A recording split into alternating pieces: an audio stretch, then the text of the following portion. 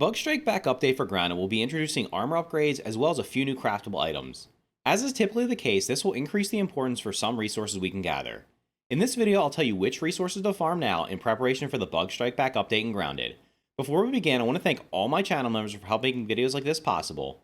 You can support the channel for as little as $2 by becoming a member. Click the join button below or the link in the description to learn more. Let's get started. So let's quickly take a look at all the resources that I think are going to be important in leading up to and after the Bug Strike Back update drops. So as was mentioned in the dev live stream, they showed that armor upgrades are going to be added to the game in this update. And the way to upgrade them was using 3 different types of leather. The first was grub leather plates, the second was berry leather plates, and the third was pupa leather plates.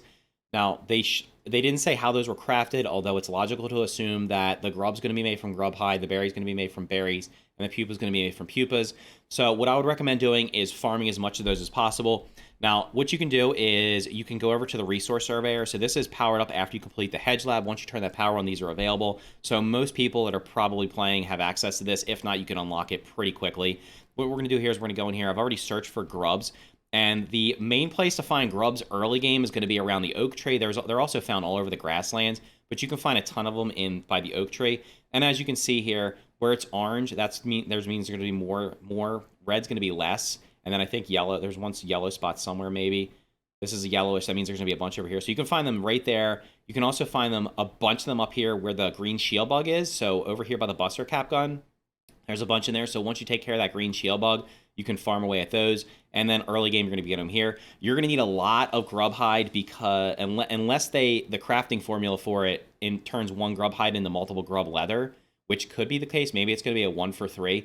But when they showed the upgrades, it cost two grub leather plates for level 1 for armor, and then it was 4, 8, 16, and 32. So it's the same as it is to upgrade weapons in terms of quartzite cost. So it's going to be quite expensive. So I'd recommend farming as many grubs as you possibly can. And like I said, we don't know exactly what the recipe is going to be. It didn't say whether or not it was just turning the grub hides into leather and then doing something else with them. So I'd recommend getting as much of that as possible without knowing. I mean, you're going to get grub goop anyway, so there's a possibility grub goop could be incorporated into the recipe, although I wouldn't count on it. But anyway, get as many grubs as you can right now. And then next up is going to be berry. So let's see if I have berry. Okay, berry chunks are on here. So of course, berry chunks, if we scan for them, the only place you're going to find them is going to be over here in the hedge. As you can see, there's a ton over here. So for berry chunks, what I'm going to recommend doing is, although it said berry leather plates, it's almost most likely it's going to be you're going to turn berry leather into the leather plate somehow. I'm going to recommend just getting the berry chunks and hoarding them and waiting to see exactly what the crafting recipe is before making all your berry chunks into leather. If you have a bunch of berry leather already, just hold on to it. But what I'm going to do is I'm going to get a bunch of berry chunks and just put them in chests and then wait and see what the actual crafting recipe is before converting them. And then last but not least is going to be the tier 3. So basically levels 1 through 5 are grub, 6 and 7 were berry, and then 8 and 9 were the pupa hide. So let's scan for the pupa hide real quick. Now these should only be up top, I believe. Yeah, so the pupa hide are mostly found. Now that's interesting. I guess because I've got the ones that were under here. Pupa hide are only in the upper backyard right now. So right here you're going to see they're by the abandoned glove. They're down in the cavern here. They can also be found underneath of the shed deck right here. I probably harvested those recently because this is my survival world that I play on. So they can also be up here, but that's where we're going to be finding the pupa hide. These were less. So the berry and the pupa were only 5 for the first level and then 10 for the second. So 15 each. And like I said, we're not sure exactly how you're going to be making the plates. So we'll have to see what that crafting cost is. Now, in addition to that, another thing that was shown was the burr weed trap. So in order to get that, this is basically going to mean that the only way to make these consistently is going to be to turn off the haze. Like you're just basically going to have to plug the haze, because if you don't plug the haze, as you can see here, I have none on the map. If you turn off the haze, the burrweed plants are all over the map, and you'll easily be able to see them because they have this spiky burr thing here. So I'm going to say in order to make these traps, you're only going to be able to get 10 spiky burrs if you don't turn off the haze. That's how many I have right now. You can find those up on a potted plant up here, and other than that, I don't know. They didn't say how much they're going to cost to craft. They also are like a one-time use. So once you use them, they blow up. They're basically like a giant spiky burr bomb. And once they blow up, they're gone. So they're not going to be reusable, which means the only way to consistently make these is going to be to turn off the haze. So I guess that's going to have to happen. So I'm probably going to turn off the haze soon just so I can farm myself some spiky burrs. And then the other things for that recipe were lint. So of course, lint's going to also be in the upper yard. Let's scan for that real quick. Lint, we're going to see, do we have lint?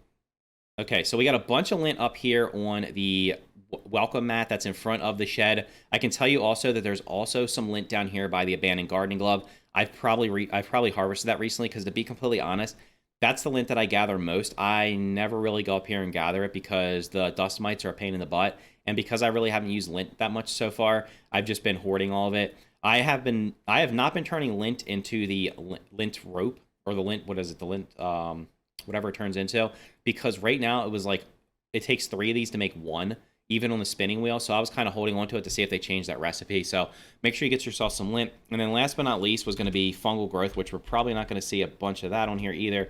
It's probably only going to be down here. So right now the fungal growth is all over the haze area because I have not turned off the haze on this map. If you've plugged the haze, it's going to have spread around the yard, and basically the fungal growth is dropped by any infected insects, as well as there's some things, the little fungal growths that grow on the ground, you can break that, drop them as well. So you shouldn't have a problem getting those, whether you turn off the haze or not. But like I said, in order to make these burrweed traps, you're only going to probably be able to make a couple of them without turning off the haze. So I'd recommend, you're probably going to end up having to turn off the haze. Now, in addition to that, there was a couple of new items that they also showed off, which were the charcoal canteen and the charcoal torch. Now, let's see what this thing's called. Ever charcoal chunks. We're going to scan for those. The only place these are probably going to be found, yeah, is over here. Now, I have seen on my creative world they were still over here a couple times, but I do believe that they are not supposed to be spawning over here on the wall anymore. The main place you're going to get them is right here. This is going to be by the charcoal, where the tipped over charcoal spill is. So that's where you're going to get all your charcoal chunks. Of course, in order to get those, you're probably going to need to have the full set of antlion armor and maybe have fresh defense on, or one or the other.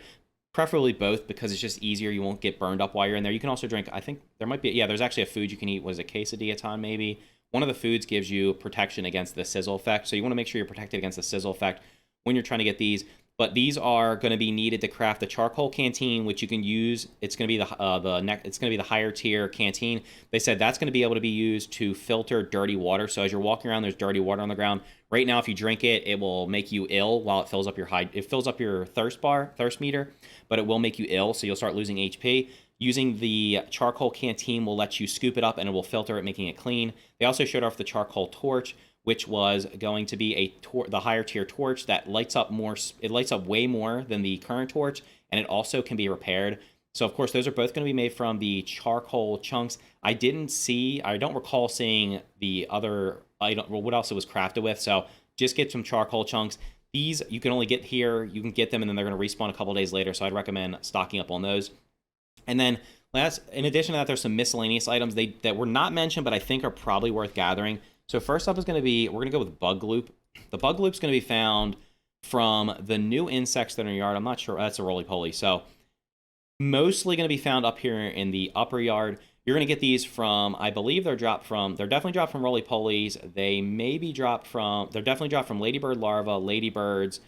The black ox beetles can drop them. I believe termites also drop them. So it's the newer bugs are added. The green shield bug probably drops them. And then I don't think the scarabs drop them, but mainly the upper yard is gonna be where you get those. So if you're just up there farming and you're getting the other stuff, like you're getting the pupa leather while you're up there, just kill some of the insects that are up there, and you should get a decent amount of this.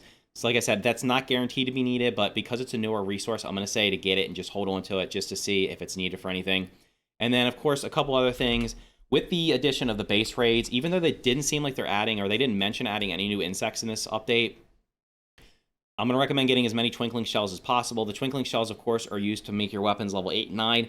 As you're doing these base defenses, we have no idea how difficult they're going to be. We have no idea if they're going to, how they're going to be, like how difficult they're going to be, other than the brief thing that we saw on the dev live stream.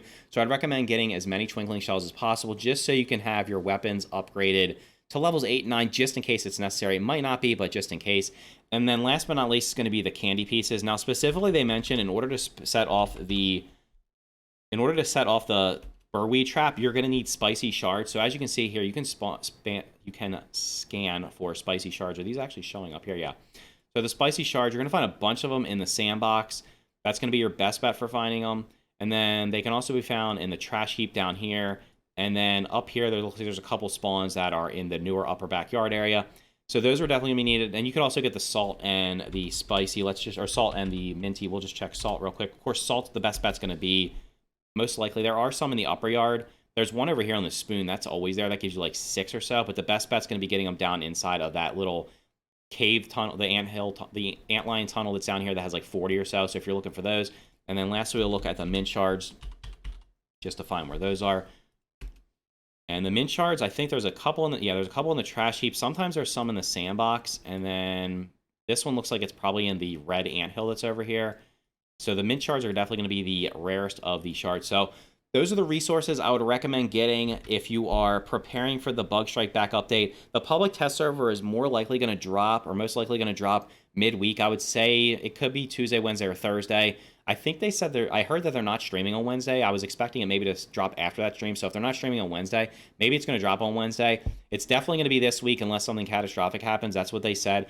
Even if you're not planning to play the public test server, you can just prepare and get all these items right now, or get all these resources right now and stock up for it, so that in 2 weeks from this week, you'll be able to have a stockpile of these resources and be able to jump right in and get all the new stuff, upgrade some of your armors and stuff like that. So anyway, if you found this video helpful, make sure to click the like button and consider subscribing for more videos just like this. Thank you for watching, and I will see you in the next video.